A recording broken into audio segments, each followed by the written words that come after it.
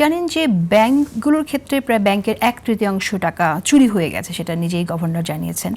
তো সেই জায়গা থেকে অনেকগুলো ব্যাংক খুব খারাপ অবস্থার মধ্য দিয়ে যাচ্ছে, ভঙ্গুর অবস্থার মধ্যে দিয়ে যাচ্ছে। আপনার কাছে কি মনে হয় যে ব্যাংকিং সেক্টরকে পুনরুজ্জীবিত করার জন্য সরকারের যে উদ্যোগ, সেটাকে আপনি কিভাবে দেখেন? মানে দেখেন, উদ্যোগটা এখনো কিন্তু পরিষ্কার না। কারণ হচ্ছে যে আমরা একটাই উদ্যোগ দেখেছিলাম, 5টা ব্যাংক মার্জ করেছে, কিন্তু সেটা নিয়েও অনেক সমস্যা রয়েছে এবং ইসলামী ব্যাংক নিয়ে যে অবস্থা চলছে সেটাও হয়তো বা আপনারা দেখছেন। মানে বিষয়টা হচ্ছে সার্বিকভাবে এর সমাধান কোথায়, তার জন্য রোড ম্যাপ কি সেটা হয়তো বাজেট বক্তৃতায় ওইভাবে স্পষ্টভাবে আছে কিনা আমার জানা নেই। তবে যে জায়গাটা সেটা হচ্ছে যে বাংলাদেশের খেলাপি ঋণ যেহেতু পৃথিবীর মধ্যে এখন সর্বোচ্চ, এশিয়ার মধ্যেও সর্বোচ্চ, অতএব সেই জায়গাটা ভাবনার বিষয় যে আমরা একটা অর্থনীতিতে প্রবৃদ্ধির অর্থনীতি, আবার সৃজনশীলতারও ক্রিয়েটিভ ইকোনমির কথাও ভাবছি। সবই তো গ্রো করানোর জন্য, অর্থনীতিকে আসলে সামনের দিকে নেওয়ার জন্য।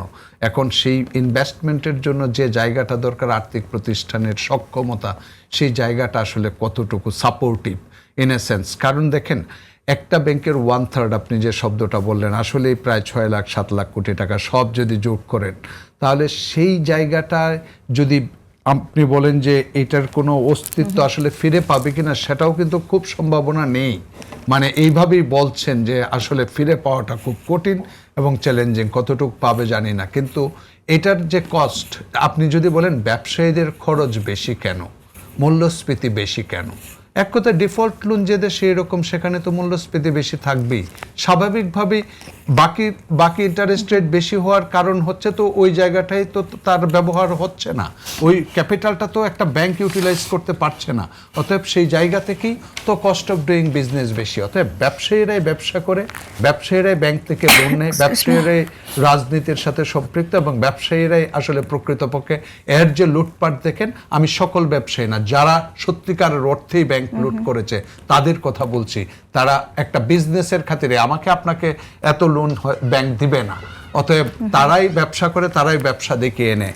প্রশ্ন হচ্ছে, এই জন্যই স্বাভাবিকভাবেই চিন্তা করা উচিত যে ভবিষ্যতে এইগুলার স্ট্রিমলাইনিং কিভাবে, মানে মেইন ধরেন এই সমস্ত প্রতিষ্ঠানকে রিভাইভ করবে কিভাবে।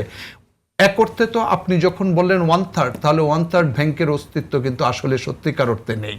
আমরা যে এটাকে বাঁচিয়ে রেখেছি অথবা বেঁচে আছে, সে কি সত্যিকারে বেঁচে আছে কিনা ব্যাংকগুলো, সেগুলা কিন্তু প্রশ্ন।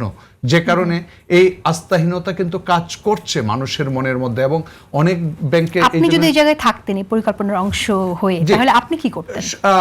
শুনেন, আমি যদি আমাকে বলতেন, তাহলে আমি ব্যক্তিগতভাবে হচ্ছে যার যে ফাংশন, মানে চেয়ারে বসে রাষ্ট্র চালানো হয়তো ভিন্ন হতে পারে, কিন্তু প্রকৃতপক্ষে যেটা হওয়া উচিত, ব্যাংক, প্রাইভেট ব্যাংক, আমি সরকারি ব্যাংকের কথা বলেন, সরকার নিজেও তার ব্যাংককে রক্ষা করতে পারে না, এটাও বড় ব্যর্থতা। যে একটা রাষ্ট্র যখন তার সরকারি ব্যাংকগুলাও 46% খেলাপি ঋণ হয়ে যায়, অতএব একটা রাষ্ট্র কিন্তু তার ব্যাংকগুলাকেও রক্ষা করতে পারে না, সেগুলাও লুট হয়ে গিয়েছে। অতএব আমরা তো এই জন্যই সরকারের প্রতি ট্রাস্টটা, তাহলে প্রাইভেট ব্যাংকের কি করা উচিত। আর এই ক্ষেত্রে যেটা করা উচিত, সেটা আমি ব্যক্তিগতভাবে যেটা বিশ্বাস করি, যেমন আমেরিকায় সবচেয়ে বেশি ব্যাংক ওপেন হয় এবং সবচেয়ে বেশি ক্লোজড হয়। কথা হচ্ছে ব্যক্তি খাতে আপনি তাকে ব্যবসা করার সুযোগ দিচ্ছেন, সে ব্যবসায় ক্ষতি করলে বসে যাবে। অতএব সেই জায়গাটাকেই যে আপনি ভালোভাবে ডিল করতে পারেন। এখন প্রশ্ন হচ্ছে, তাহলে ব্যাংক খুলতে গেলে যে পরিমাণ টাকা দিয়ে খোলা যায়, সেই পরিমাণ অর্থ দিয়ে খুলতে দেওয়া উচিত কি উচিত না, সেটা বিবেচনা করা উচিত।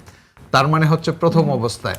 আর দ্বিতীয়ত হচ্ছে যে আমরা যারা ঋণ খেলাপি হয়, তারা রাষ্ট্রে শুধু আইন আছে, অর্থ ঋণ আদালত আছে, অসংখ্য মামলা আছে, কিন্তু কোনো ধরনের পানিশমেন্ট কোনোদিনেও কেউ দেখে না। অতএব যখন আপনি যে কোনো কাজ করেন, আইনের শাসন যদি প্রতিষ্ঠা না করেন দৃঢ়তার সাথে, আপনি ধরেন 5ই আগস্টের পরে আদালত, এর আগে আওয়ামী লীগের সময়ও দেখবেন দ্রুত ট্রাইব্যুনাল আদালত করেন না। কিন্তু বিষয়টা হচ্ছে, দেশের ব্যাংক লুট হয়ে গিয়েছে, তার জন্য কোনো দ্রুত বিচার আদালত কেন সেন্ট্রাল ব্যাংক অথবা কেউ কেন করে না?